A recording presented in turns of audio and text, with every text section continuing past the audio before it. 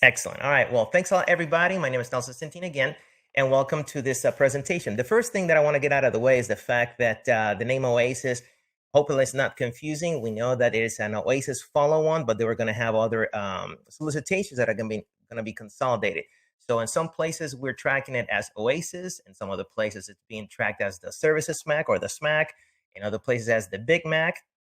Copyright infringement there aside, we're still not sure exactly what's going to be the name where it's going to land, but we know it's going to be a services acquisition contract, and that's going to be the consolidation of several forms. So I just want to put that out there. If there's a change in the name from GSA, we'll just, or an official name proclamation, we're going to pursue that. But for now, this is going to be the OASIS follow-on series for the Services MAC. Some key takeaways from the presentation. For me and from our perspective, it's all about starting out early. So we know that we have a long road ahead. This is going to be a long series of webinars that we're going to have. And by the way, if you have your credentials, you can use those for all of the follow-on webinars, so you don't have to re-register. Thanks a lot for taking the time to do that. So your credentials for today are good for the rest of the series. We'll be having the webinars on every 3 weeks or every 4 weeks, depending on the amount of information that comes outside. The good news is that we'll make sure that we send your notification early on and proactively so you can join us, right? But it's just gonna be a long haul, and even though we have to start capturing early. The other key takeaway that we want to put throughout the presentation is that we want to make sure that your companies, from the perspective of the government, are easy to work with. So we want to make sure that as a key takeaway, we drive the point of be ready, be prepared, engage with the contracting officer, the course, to make sure that you are in a good spot, that you are ready to go and follow on the solicitation. Organize your material.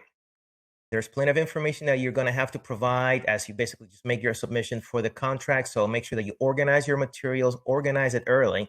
And again, if you're actually just a small business, make sure that you evaluate your team and situation. We're going to talk about all of these topics as we go on forward.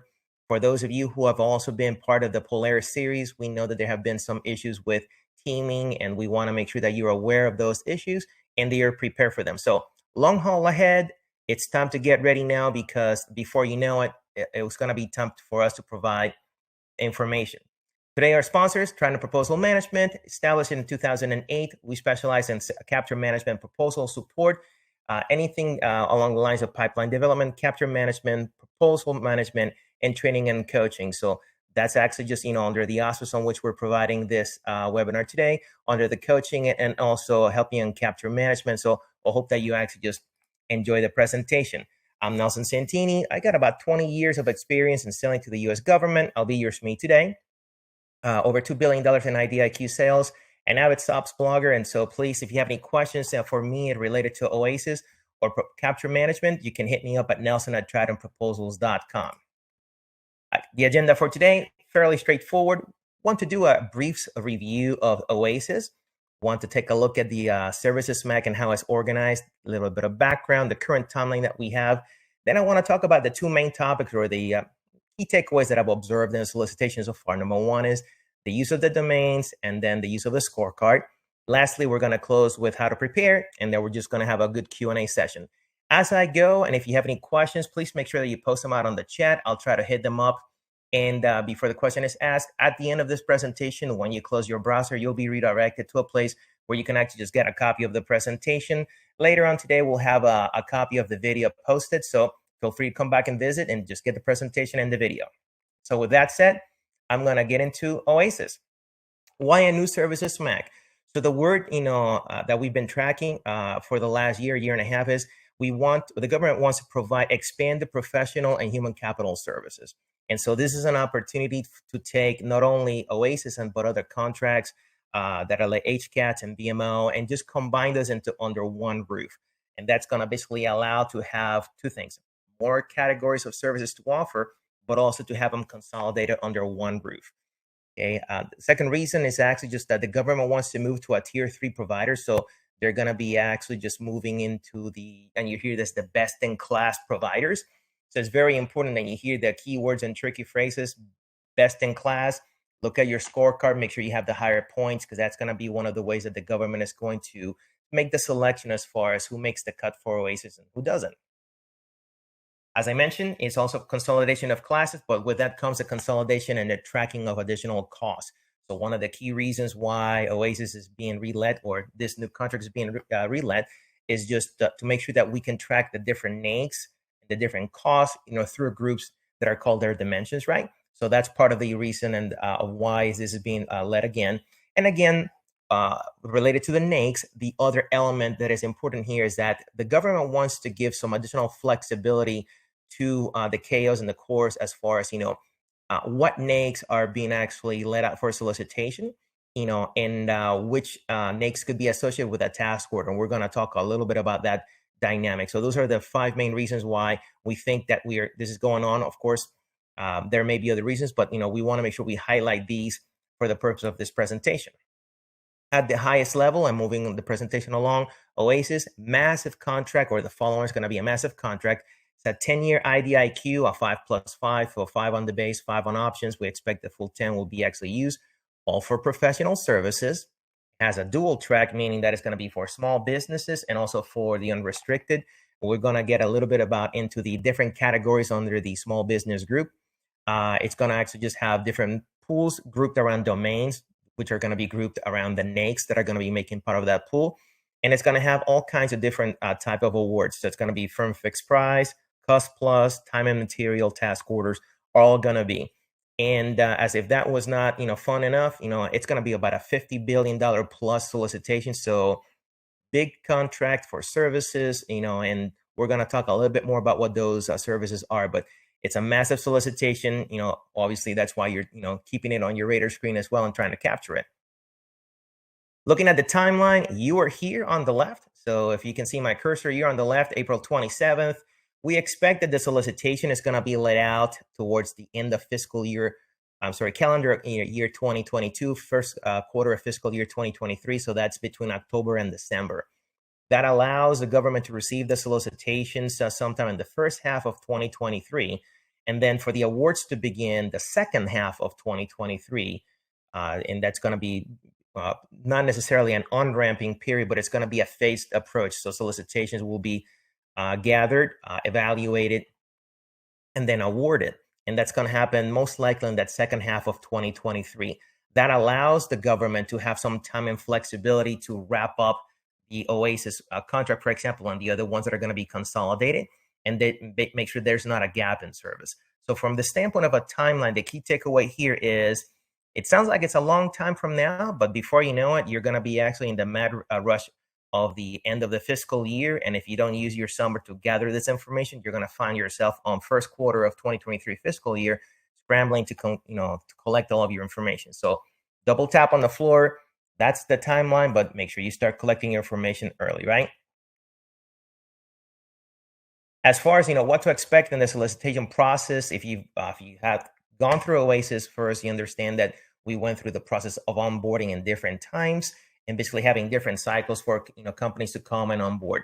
We don't know for sure if that's going to be the exact methodology that GSA is going to use, but we do know that they're going to have multiple industry days. They're going to go through and continue to do more RFIs and RFPs in an iterative fashion, and it's all going to be blocked through the domains, right? So keep an eye out on those. Make sure that you participate. Part of the company's easy to work with, and building that relationship with the team for OASIS is making sure that you're engaged with them. And one of the easiest ways to do so is through the RFIs that they're going to be actually just letting out. So please make sure that you engage. Make sure that they get to know you, know your team, and that you're contributing and helping them through the solicitation. And we know that it's going to be a scorecard grading for qualification. So if you have gone through this pain for Polaris, congratulations. This is just going to be repeated, so you're going to build some muscle memory. If you haven't gone through this, it's actually not a horrible methodology. It's actually fairly straightforward, but it's going to require some grooming of your databases, some gathering of information. And the good news is that you have the time. So expect a process that's going to be iterative.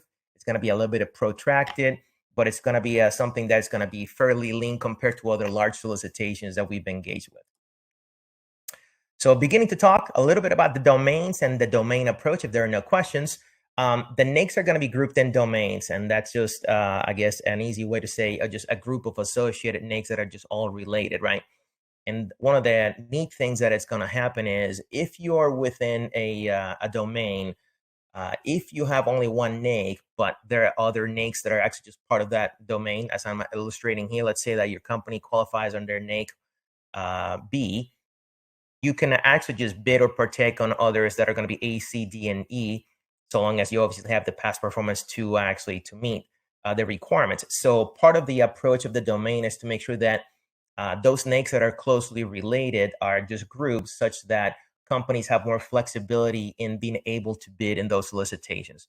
The other thing that we hear and that we've learned in doing the research is the fact that the structure of the contract itself, it's going to allow more flexibility for the contracting officers to actually include NAICs that may not have been part of the original solicitation. So flexibility on the NAICs from two perspectives. Number one, being able to add the NAICs to the task order, for example, or basically letting a task order on a particular domain and then allowing all of the companies within that domain to bid in the solicitation. So again, another double tapping here for the purpose of accounting and cost management. The domains are being grouped such that the government can keep track of major columns of money. So that's one of the genesis in the background as far as how they're going to be tracking the funds and how they're being spent on the budget. Okay, still related to the domain and the domain approach, we're going to have two major groups. You see on the left, the engineering, R&D, logistics management, so on. You're going to have the facilities on group one. And then in the orange, I'm actually just showing the quote unquote, the expanded services, which are new NAICs or new services that are going to be rolled under this OASIS. You can see here, intelligence, environmental support services, and enterprise services. Keep an eye on the environmental. We've been seeing a lot of action and a lot of budgeting, and funds being diverted to that one. So if you are actually in the world of environmental services, green services or the like, keep an eye out on that group, number one. And then on group number two, you're going to have your finance, human resources, admin, and social services, right? So this kind of like the main approach, two groups. Again, all of them are going to be looking at domains. So each one of these, the engineering, R&D, logistics management, for example, each one of those will be a domain, and they'll have a group of NAICs underneath that. So nothing special. Again, just fairly straightforward how their government is actually just going around organizing the contract vehicle. If there are no questions on the domains, and we can come back to it, the next fun element that we're going to be doing on OASIS or the follow-on is we're going to be using the scorecard methodology as well. So if you're not familiar, just really briefly, it's a weighted average of the factors. So let's say that you have solicitations here that qualify or don't qualify. As you actually just basically pick the ones that actually just have the good check mark because you qualify, you can use them as qualifying projects. They're going to have different factors. And for this purpose of this exercise, let's call them A through D. Each one of those factors is going to have a weight. So if you take factor times a weight, that's going to give you a series of points. You add them all up, and that's your qualifying scorecard that you're going to have. Key element there is that you want to have as many points as possible, and you want to score as high as possible. And there's some keywords and tricky phrases that I'm going to get towards the end of the presentation that will justify why you want to make sure that you have an unquestionable amount of points for you to qualify. Again, it's all under the best in class umbrella, and again, just the government putting some keywords and tricky phrases, getting themselves some room to make sure that they select the folks they want to actually have on the contract. So weighted scorecard methodology. The purpose of the scorecard from the perspective of the government is fairly straightforward, is to make sure that we're working, or the government is working with top tier companies, and to make sure that the company is ready, right? And so what that means is that if you look on the right-hand side, it means that your company needs to have the right systems and policies, the right level of certifications, and the right level of experience, right? So I put those in orange, double tap on the floor just to make sure that as you're looking at your inventory, as you're preparing for OASIS and for other solicitations as well, make sure that you have systems and documented policies, right, that are actually meet the requirements of the government, right? So let's take a look at your accounting system, take a look at your pricing catalog, take a look at your methodology for delivery, right? Because your systems and policies needs to be tidy. Certifications, right? If your company has, or if your services require certain certifications, let's make sure that your SMEs have those certifications. Let's make sure that everybody's current. Let's make sure that your company actually has the right certifications and they're all current with them, right? So this is the time to do that housekeeping. And lastly, when it comes down to the experience, we're going to get into this the companies that that are going to be bidding, right, need to show the experience. And one of the key things that I noted when I was looking at the requirements or the requirements that have been put out so far is that it's not only going to be a group of qualifying projects that you're going to be able to use, but I find it real curious that you're going to have a minimum number of projects that is going to be required. We don't know what that minimum is, but that's one of the factors that we're keeping an eye out to make sure that the companies are actually just qualifying correctly and being able to bid for OASIS, right? So make sure that you're an easy vendor, check your systems, your policies, make sure your certifications are current, and that you have your experience nicely documented. On the methodology, so the scorecard, for the qualifying projects, those are the QPs, if you hear the term.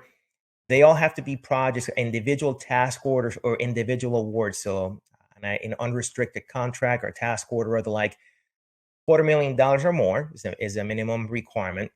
And they have to be within a 5-year window of the basically submission date. And that's for direct work. I'm going to show you a graph that explains that in a second.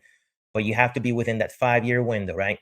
Key things, and I can overemphasize this, is to make sure that you actually provide evidence of your claims, so that if you have some CPARs that are just satisfactory, keep those, because we're going to have to go back and use those, right? And you're going to have to pick a minimum of 5 QPs from a minimum number of qualifying projects. So you're going to have to show 2 subsets. So work on your catalog early so you can have all your qualifying projects identified, and then basically we'll work on how to pick the ones that should give you the highest value.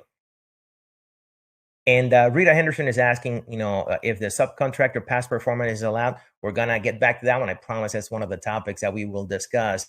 It's a good question. And the answer right now is it depends, but I'm going to go deep into that question in a second here.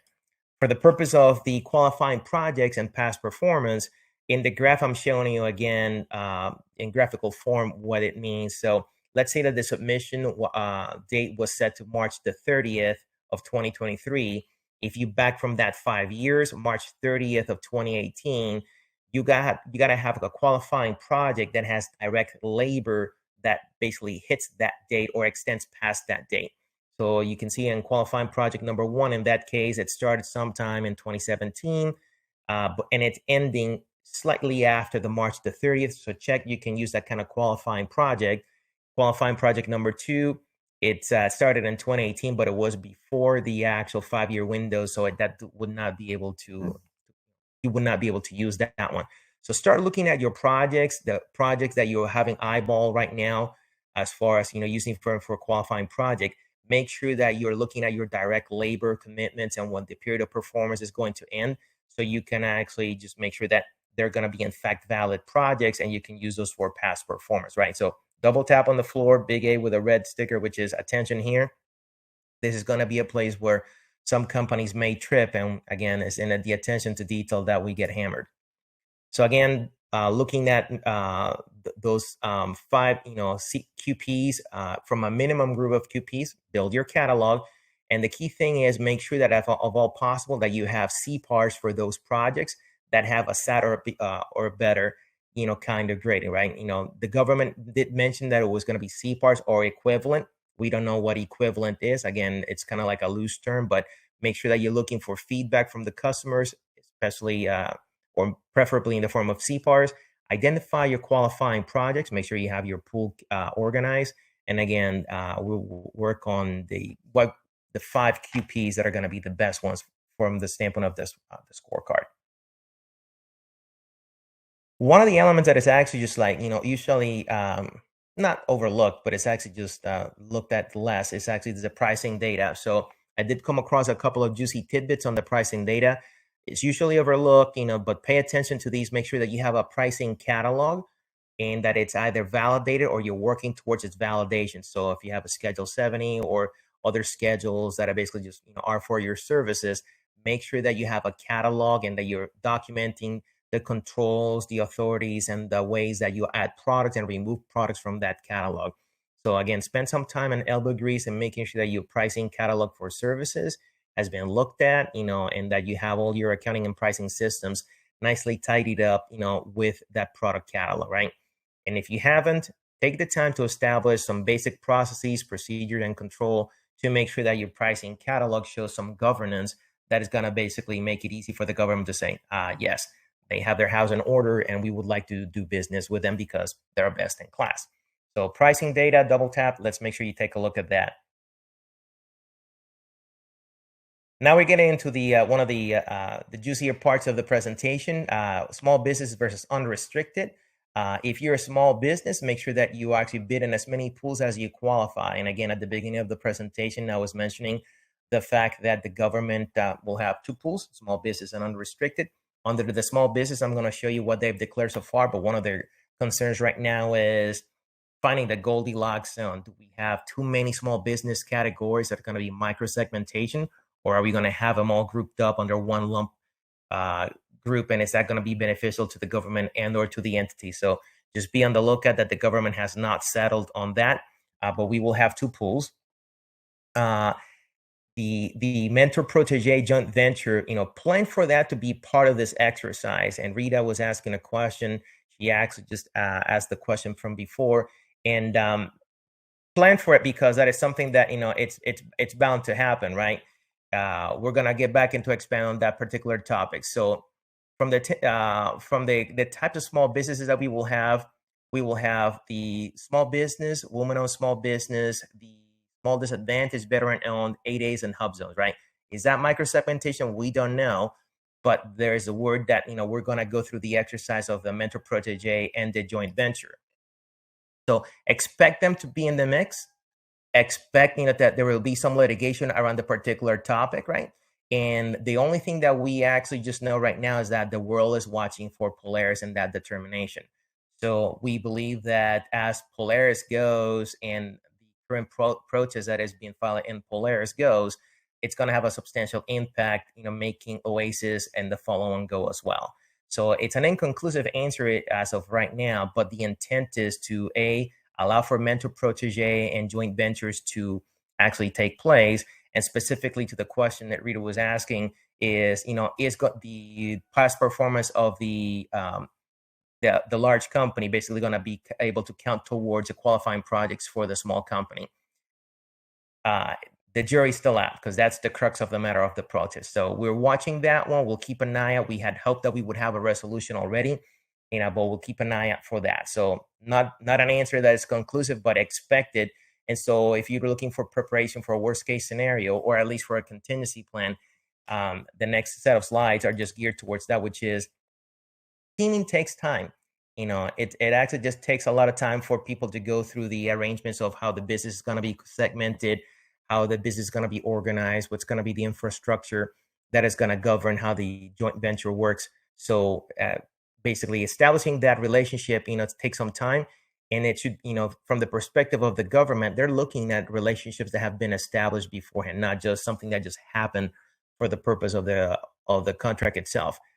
Period. I'm just going to hit the pause button for a second.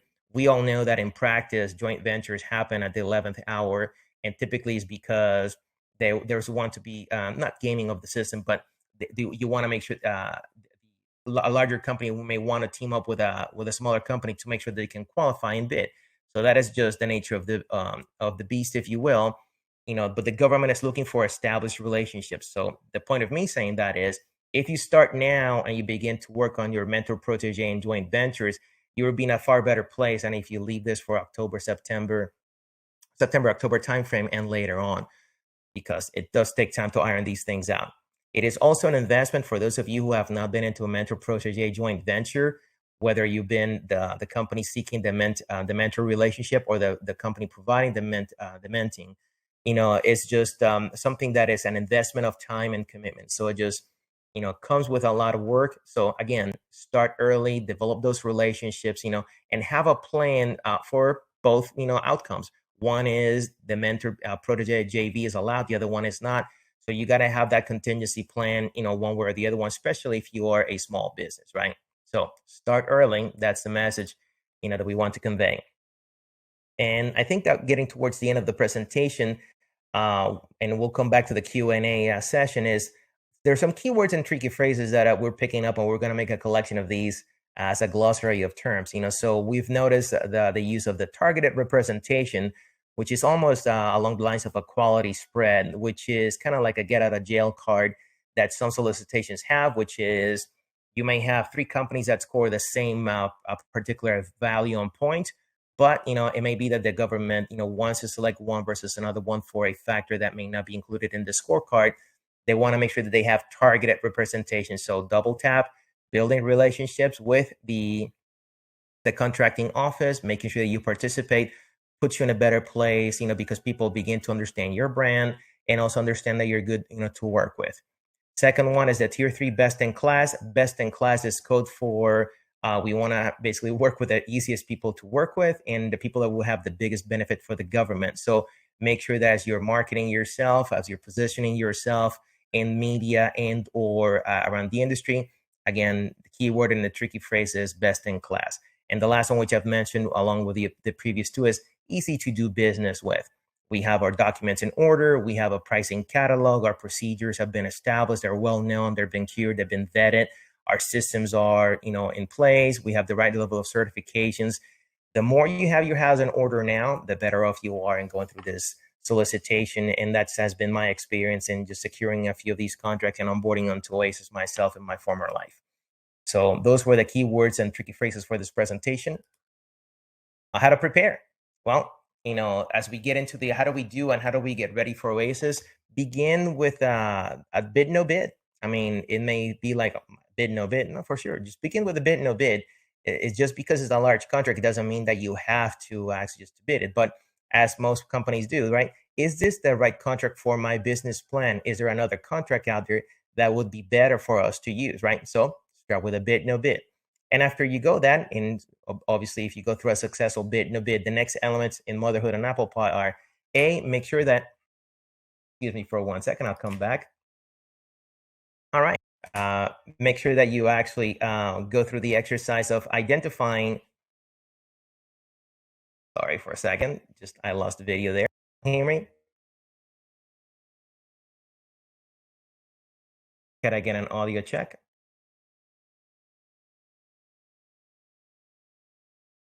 So one of the key elements as far as prepare past the bid, no bid, is making sure that you actually have your proposal and capture team identified, right? And then as you're going through your capture plan, make sure that you have your teaming situation identified. Are you going to go by yourself? Are you going to go on a mentor protege relationship? Are you going to be teaming up? And we're waiting for those details, right? But identify your capture team, work on actually just what's going to be your teaming situation, and then build that budget so you can actually just work it in-house or have your 1099 group to help you actually just bid the solicitation, right? Key other elements, as I mentioned before throughout the presentation, is number one, make sure you have your qualifying project organized. So if you have a past performance database, this will be the time to make sure that it's nicely groomed. If you don't have one, this will be the time to actually put one in place to make sure that you're actually just looking at your past performance, qualifying projects, and have them organized so you can actually just go through them and pick the ones that will be more beneficial for you. Review and build your pricing catalog. That one is a low-hanging fruit that you can actually be working throughout the summer. Check your NAICS, so make sure you work with your contracts team to make sure that your company is on board with the right NAICS for the kind of services that you'll provide. Organize your CPARs and find them and make sure that they're actually going to be within the window, right?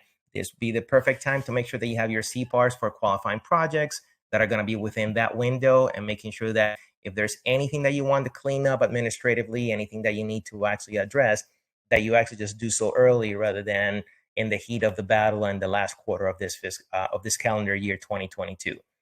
Make sure that your certifications are current, and again, make sure that your systems, procedures, and documentations are all tidy up.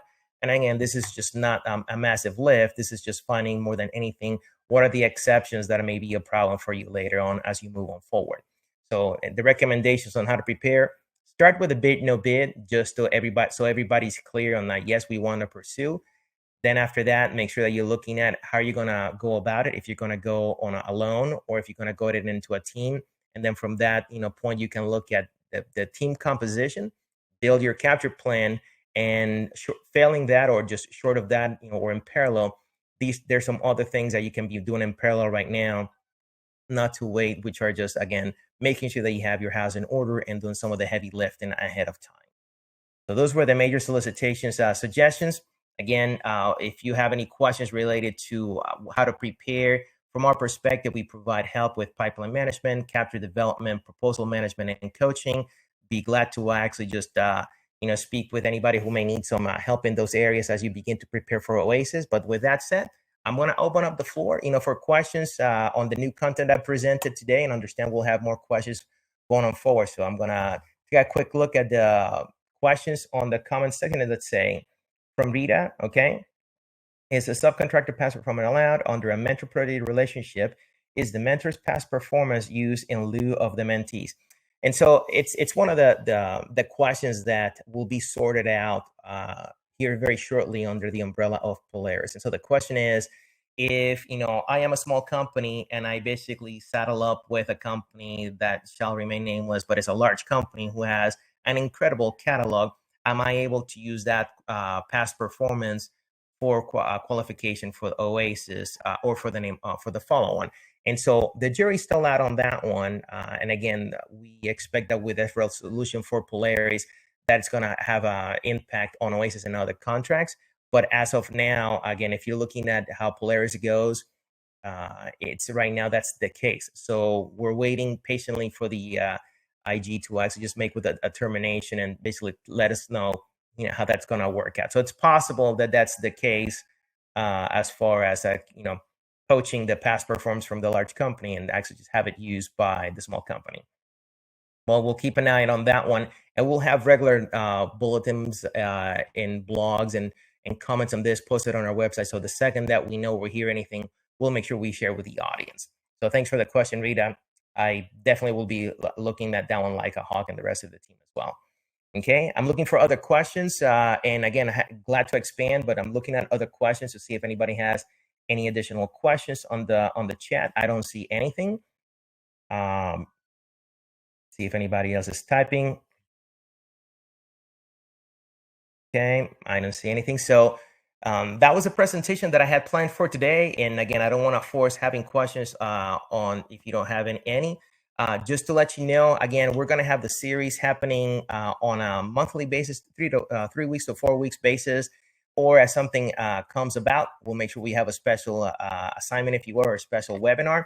Your credentials will work for all of them. So just look for traffic and from emails from Trident Proposal Management on this particular topic. And again, as you leave the presentation today, you'll be redirected to a page where you can download the copy of the presentation. And tomorrow in the morning or later on this evening, the video of this session will be posted so you can refer back to it in case you have any questions. So with that said, one last group of alibis, looking at questions, going once, going twice. If that's the case and there are no other questions, I hope the presentation today was useful. I hope that the time was well spent. I try to keep it as brief as possible. So in 35 minutes, we've covered the whole presentation. So thank you for your time this afternoon. I look forward to hosting you and having you again on a presentation of the OASIS webinar series by Trident Proposal Management. This is Nelson Santini signing off. Thank you and have a great day.